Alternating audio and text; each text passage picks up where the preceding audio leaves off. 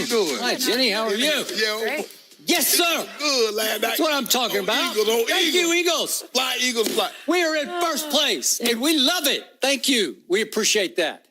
Skip, you're a substitute. You're in first place temporarily. Yeah. You're not the long-term teacher. Dallas Cowboys are one game clear of both the Eagles and the Redskins, and the Eagles have to visit the Cowboys on Sunday. We got this. No, you don't got We this. got this. Okay. I want to see that same energy. Yeah. Okay. On Monday. Yeah. You make sure you come in with that energy. Yeah. We got this. You scared of those Eagles? yeah. Or Am not I so much? scared? I love the Eagles last night. I needed the You Eagles. remember last week Thank you you. got down out the Yeah. camera. You told me Shannon Trump had that say, walk to the camera. And Yep, I did it. Yep. Okay. Yeah, we'll see how this goes. Okay. Yep. Well, clearly we will talk about Cowboys, Eagles coming up. We're also going to talk about Shannon's guy, Aaron Rodgers. Is he ever going to get along with his coach? We also have big news coming from Ohio State. But hey, let's start in Philly. For the first time this season, the Eagles have won back-to-back games. They stayed in the playoff hunt by beating Mark Sanchez and the Redskins 28-13 at home.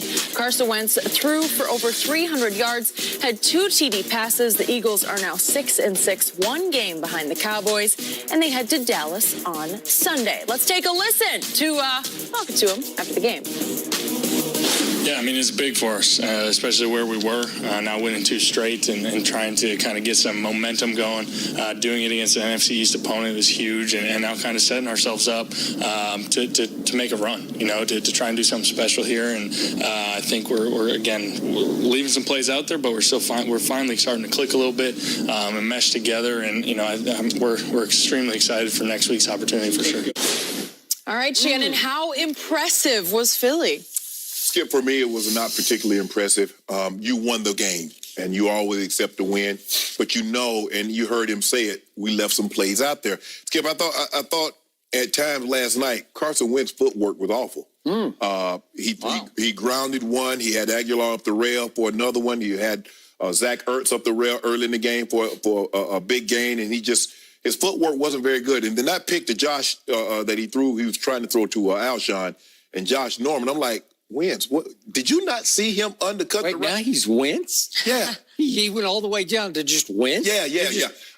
Last name? I tweeted it too. Really? Yeah, I say Wentz, your footwork is terrible. Really? Yeah, it was terrible. Wow. Yeah. What happened? It sounds like at least one foot's completely off. No. But the question was, how impressive? And I didn't think they were very impressive, other than they got the win. They did what they needed to do to win the ball game. Defensively, Skip, I didn't like the adjustment. Okay, Mark Sanchez comes into the game. Mark Sanchez is terrible. He's been terrible for a very long time. I can't remember. He's been terrible far longer than he's ever was good, and I can't remember the last time he was good. Yep. But that's neither here nor there. And for some reason, Jim Schwartz still line up in a wide 9. And on a wide 9 defense, which means the defensive ends are wide, hence Cowboy front, and they come streaming up the field. Where they hand the ball to Adrian Peterson, he starts to his right, cuts back, and he hits his head on the goalpost from 90. Why? You know good and well they're not going to let Mark Sanchez throw the ball, Skip. The first play, he's in the ball game, and you're going to run a blitz. Really? Come on, Jim Schwartz. You got to be smarter than that. But to give them credit, they held the Washington to 36 yards in the second half. Yep. Now, this is what we know. You let Zeke Elliott get off a run like 90, he's going to go for 300. Yep. Because the Cowboys are going to pound you with the run. They did a very good job for the first time this year. Guess what? Walking to him didn't get sacked. That's a positive. Okay. So there were some positive things. But overall, when you look at the injuries as they started to mount, and this goes back for Washington, Skip, they lose Alex Smith. They lose Colt McCoy very early in the game. And I knew when they replayed it, Skip, and you saw that leg whip, he was done. You knew that. I knew that. And then they get to Mark Sanchez. Lord have mercy. Skip. How can somebody honestly say Mark Sanchez deserved to still play, but you and I both know a guy that doesn't have a job? Good question. Yeah. Give them credit. They found a way to win the ball game, even though, as Wentz walking to him said in that interview, Skip, we left some throws out there, and they did. He should have had only at tops 5 incompletions. But old Zach Ertz he'd be wheeling on his skip. I don't know why they can't find an answer old Zach. How you be getting over like that? Remind me old young myself used to get over like that. Really? Now, I ain't get that many opportunities. Skip, they wouldn't throw me the ball, though, 10 to 12 times every game. But I love the fact that they got Golden Tate involved. Skip, Golden Tate, of all the players that represent the Eagles, or not the Eagles, but the Philly fan base, is him. Because he's a blue-collar, boots, lunch pail, hard hat type of guy. He is. Just give him the ball, put the ball in his hands, and let him do work. He's going to make a guy miss. He's going to run over a few guys. He's going to run through two tacklers. I love the way he plays the game. And he's getting on the same wavelength with walking to him. So you can't be too impressed day one. At the end of the day, the most important thing in any sporting event is to win. But you can't be impressed because that's a shell of a team. Washington might not win another game, which I told you.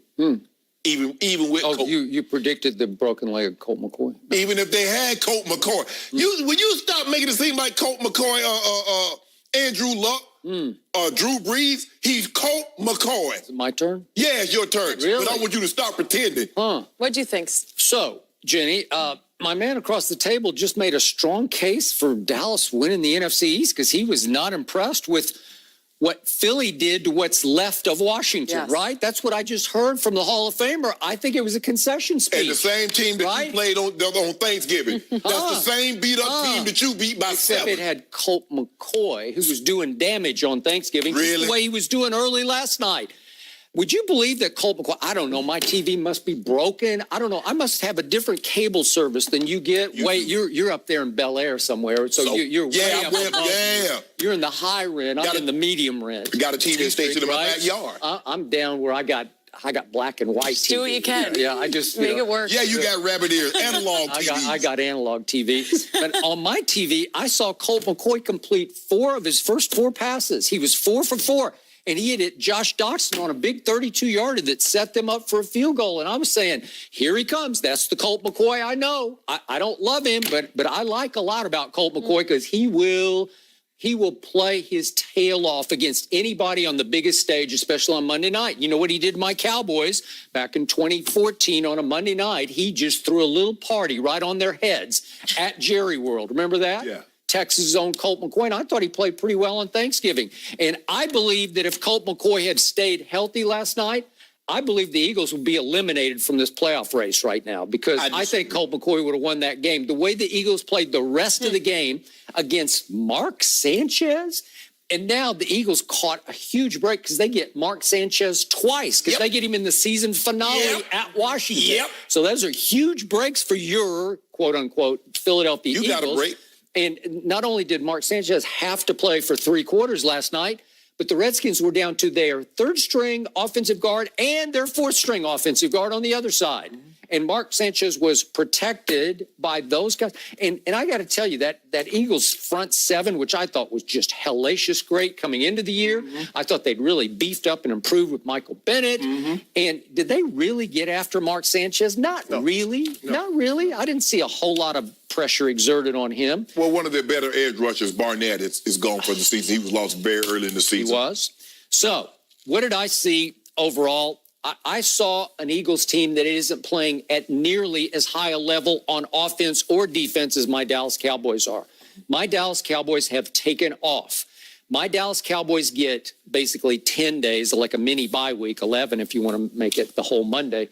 The whole Sunday, but to get ready for the Eagles visit, right? Skip, I'm confused. You keep telling me your offense is playing really well. They scored 13 points. How well is that? But they did it again. They're averaging really 20 points. Defense. They're like 24th I think scoring. New Orleans defense is playing at a much higher level than Philly's. And don't get me started on Philly's back end because I can barely name any of their players in the second. Well, how many points did you score on Thanksgiving against Washington? Enough. Okay, then. So don't pretend like you got the Rams or Kansas City's offense. I think you scored just enough. But, boy, we got what might just be the best defense in pro football flying around right now. Ravens says, excuse me? The Ravens said, excuse me? Yep. I don't know about that. I just think who's leading the league in coming of age defense? Points allowed, yards allowed. Who's that, Skip? Be the Ravens. Okay. But my defense is coming for the Ravens also. I think by the end of the year, my defense is going to be number 1. And, while while Carson Wentz shoots little birds. My guy, Van Der Esch, he hunts wolves. So we got a wolf hunter versus a quail shooter. Who do you like? I think I'll take the wolf hunter. No. Right? Van Der Esch, he's not the best middle backer. Bobby Wagner and Luke Kuechly says, hold on, Skip Bayless. See. It's happening right before What's our happening? eyes, that they're coming of age. Yeah, they are. So what did I see from your guy bounce it to him Wentz last Nah, night? he walked- I'm sorry, walk it to him. Or is it limp it to him? Is he healthy yet? Or I'm not You know it stopped.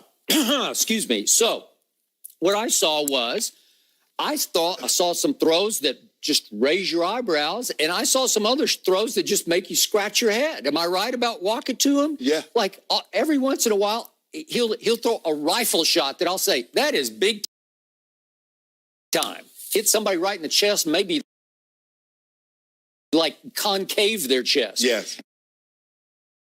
And then the next throw is wild high, and the next throw is wild